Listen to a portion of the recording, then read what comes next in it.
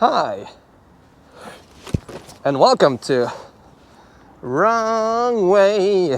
And this is the Begode RS19 High Speed 2021. So let me tell you more about it. Wrong way.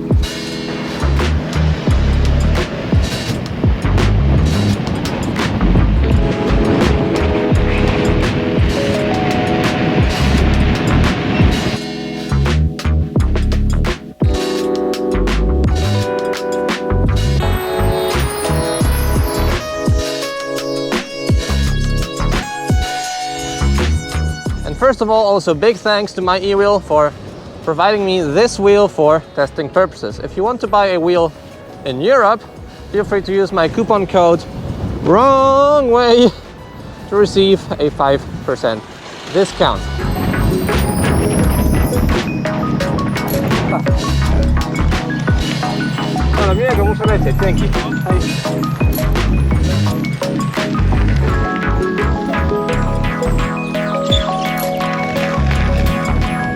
I've been riding the RS19 high speed for 3 weeks already, and I've stacked, believe it or not, already 450 kilometers on it, having all the other wheels to choose from, meaning that for sure there has to be something in it to make me choose to ride it. Now I'll tell you about the pros and cons of this wheel in a second, but first a little overview. The Begode RS19 HS or HT, because there are two versions of the motor, is the successor of the Guads MSP and before Guads MSX, the most popular line of electric unicycles at Guads Begode. This newest iteration, the RS19, has a 1800 watt-hour battery. I'll tell you about the range in a second. A 2.5 kilowatt hollow motor which propels you to ridiculously, insanely fast speeds, and as well as it's loaded with features and cool functionality for everyday use.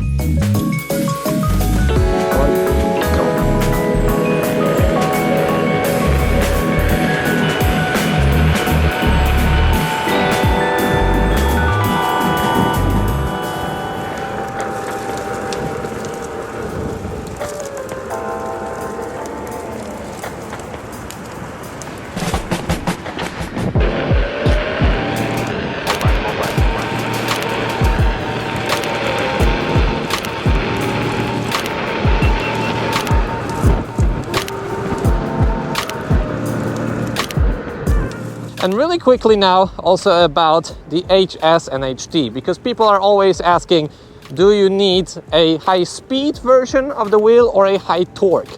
The high speed has a maximum speed of, I was going up to like 75 kilometers an hour, I wouldn't go really faster than that.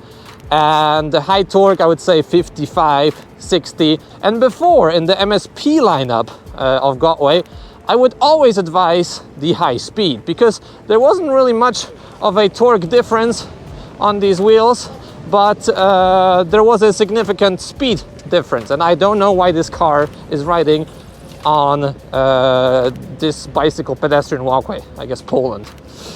Anyways, this radically changes with the RS. I have tried the HT, and the high torque version of this wheel has obviously a lot more torque, more range. I've tested this at around 60 kilometers of range with pretty quick driving, but you know, not too ridiculous, and in pretty warm weather, whilst the high torque version I tested at 66 kilometers of range, so there's 10% less range in the high speed version, and now there's also a big difference in torque. So whilst the old HS MSP could climb up to 40-degree hills, this one not anymore.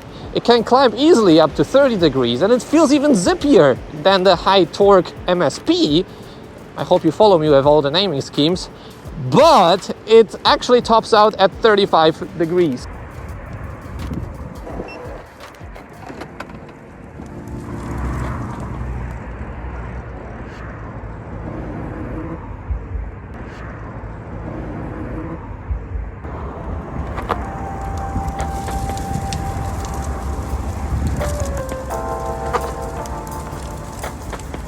Now, the theory here is, by one of my viewers, check it out on Instagram, is that this motor winding doesn't allow that much torque from this controller and this battery output. And I had a very similar situation in the EXN, which also couldn't climb, or barely did climb, 35 degree steep inclines.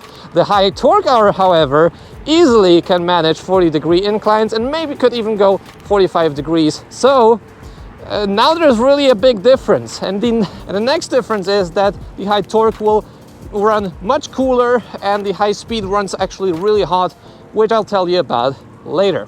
So anyways, now there's a big difference between HS and HT, and according to your needs, if you want an off-road, you don't need the speed, you want more range, you want a cooler running wheel with less stress on the motor, get the HT. But if you want the ultimate speed, I guess HS. However, I would lean then more towards the EXN, and I'll tell you later why.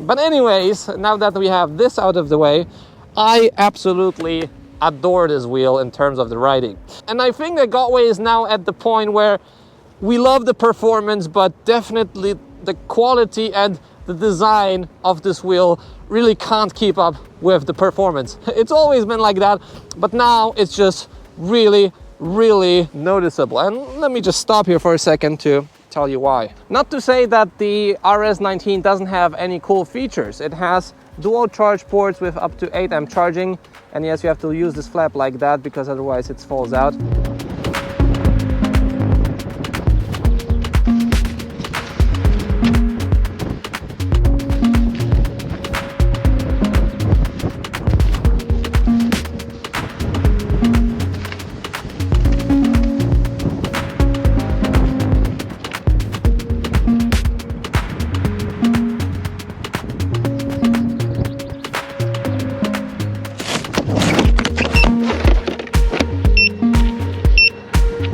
Now the charge port doesn't want to close.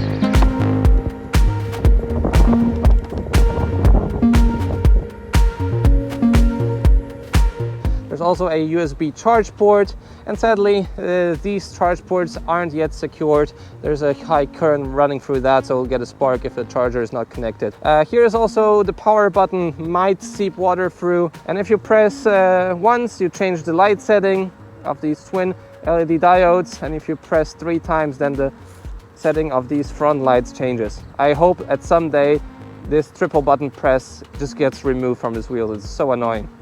Anyways, the front lights are very bright. I like them. However, I would like to have a adjustable light like on the Sherman, because if you tilt your pedals forward, then you don't get such a nice beam as if they're tilted up. There's also a fan, which you hear all the time because this wheel runs hot. Here's the LED lights. I don't use the stock pads, I have the ones from Trolley Market. However, I think I like the ones by Sai Pads a bit more. Here's the RS logo. As you can see, everything is covered in dirt. And I also use these fantastic new Nilonov Footplates. They're absolutely amazing. You have to get them because they're awesome. I didn't even try the stock ones. I tried the Hextex, but they were a bit too stiff for me. I got a bit tired for them, but these are perfect. There's also the newly improved trolley handle, which is a bit wider, and it has a lot of screws here in the back. 1, 2, 3, 4, 5, 6, 7, 8, 9, 10 screws just holding the trolley handle in place. And the trolley handle got better. I never really was bothered, by the way. It's in the back. You can also like push the wheel easily in front of you if you go on trails, so it's never been a hassle to me. However, here there are holes inside of here which let water seep through if the trolley handle is up, and possibly also if it's down. I love the bright tail light. I don't love the lack of a mudguard, and if it's there, it's pretty small. And these side lights also help a lot in the night to make you visible. Also nice set of speakers. I also really like the tire. It lets you carve so nicely. However, after 2,000 kilometers, probably it will be balding, or 3,000, and then you'll need to buy a new one. It's a very soft compound. Probably it's better to get a different one. And here the creme de la creme of the new RS is the display. Looks a bit different because of the frame weight in my camera, but there's the speed, there's the temperature, odometer, mode selection, battery, and Bigot logo.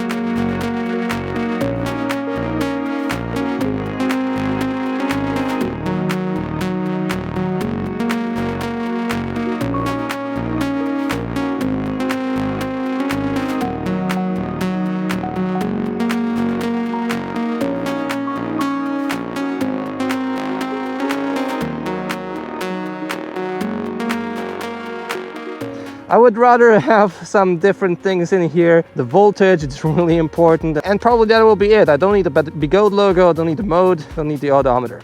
There's also a lift switch, so you can easily lift up the wheel. But with all of these features and the great ride, I think that it's time for Bigot to create a new shell, to create a new wheel, which will be the successor of this M Super lineup. Let me tell you why.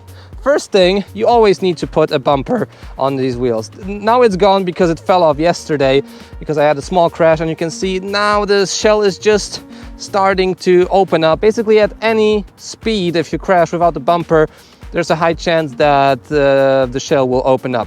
The reason for that is there's some screws here along the side, and because there's just two halves of the shell, it gets broken really easily. So I think this is a fundamental flaw of the RS, and without some guards here like the U-rail, this thing will always get beaten up. I don't like the charge flap, and if it falls out, it's really difficult to put it in, and actually it fell out on my crash, which is even worse when I crashed the wheel at a low speed.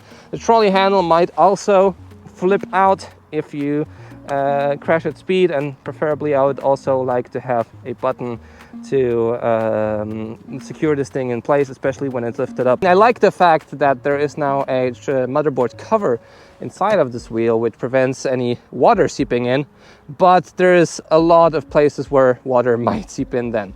Probably during my crash, a bit of the water seeped in through the inside of the shell because the shell's split, and there is not really any silicone underneath the wheel well here, which should be there, or some tape like we see on other wheels, and water might seep in through the LEDs, through the backlight. There was no silicone around the charge port, which I had to put in. There was no silicone here. Water can't seep in through here, through the front light. And I also added some drain holes in case water might seep in. So this is, in my eyes, not at all a waterproof wheel. You need to do a lot of changes to it to make it waterproof, and even then I would not really consider that as a waterproof wheel. But with this motherboard cover, sadly the temperatures of the motherboard are rising insanely. I didn't try the HT version with this new motherboard cover, but I mean, this wheel runs really hot, and only by doing an incline, which is my 30-degree incline, temperatures might have been rising by 10 to 15 degrees Celsius, up to 60 and over 60 degrees Celsius, which is, I haven't seen that before in a wheel till now, meaning the capacitors get really hot and might lose their longevity much quicker. And yeah, such an amount of heat is never good for electronics. And just take a look at the comparison here between the RS19 high speed and the Veteran Sherman. And the riding style was probably even harder on the Veteran Sherman. I did a 30-degree incline, 35-degree incline, so also quite a speedy ride, and the temperature curve stays flat. And on the RS, it's just bouncing around. Like, yeah, this is not really good about the RS19. And just the cooling here on the RS19 with the motherboard cover and the small radiator is definitely not enough for hilly areas. And if you ride in hilly areas, don't even think about the HS, just get the HT straight away. But the thing is that even with all of these flaws, I love riding this wheel. The temperatures got a bit higher, but that's why I adjusted my riding a bit to be maybe a bit less acceleration, especially when going like 60, 70, the wheel gets really hot. But man, I just keep enjoying this wheel so much. You might get some wobbles when braking and accelerating, but with some good pads and some good posture, you can get around of that. But this wheel, man, it just feels so zippy and it feels so torquey, even though it's not as torquey as like in terms of inclines, as the MSPs. I also overpowered this wheel once when accelerating, so I know that there is a little less torque, like a low end torque available than on a fast wheel, but man, it just wants to go.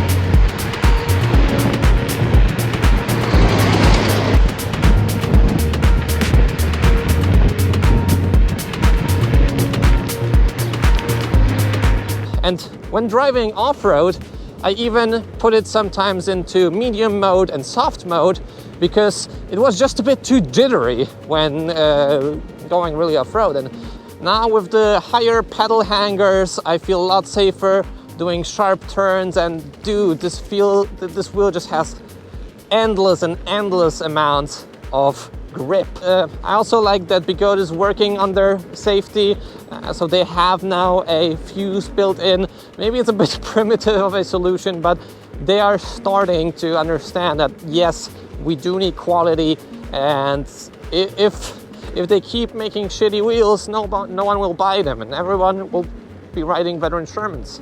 But the question is whether it still makes sense to buy a high-speed version of the M Super lineup, the Begode RS, because now we have the EXN, and the EXN has way more batteries and therefore has way more headroom for this motor. Honestly, I think that this wheel has a too big... Okay, well, not going there. Honestly, I think that this wheel has a too big motor for its battery. These LG cells can't really handle that much stress. And maybe with Samsung cells it would be enough, but with these LGs, I'm not really sure. Oh no, going for off-road. Ooh, nice. You always find a way out when you're on a wheel. So for high-speed riding, I would actually prefer the EXN since it's faster, the beeps start later. I think it has more power and also, one thing I noticed in the RS high speed, I think it has more pedal dipping than both the high torque and than the EXN. I think that for high speed use, I would rather go with a Sherman or with a EXN, unless you really need a small wheel and you don't need a bigger range, because this has less range, way less range than the HT. For hill climbs and as a wheel with more range, with a cooler running wheel, I would definitely get the RS HT. So the RS 19HS remains for the people who want the ultimate small package performance and fun ride with lots of agility and just an amazing performance. Also good for jumps, good for turns. and that, yeah, because the EXN is definitely less agile and less like zippy feeling than the RS19. With that said, I hope that soon other manufacturers will also be able to deliver wheels with different sort of motors, like Emotion, Veteran, have a high speed and a high torque version. We didn't see that yet. I am kind of sad that I'm giving the RS19 away. I had no issues with bearings, however. I wasn't really riding a lot in rain, probably not at all. And yeah, so if you're still here, leave a like on the video, subscribe to see more content like this. I'll see you in the next video. See you soon.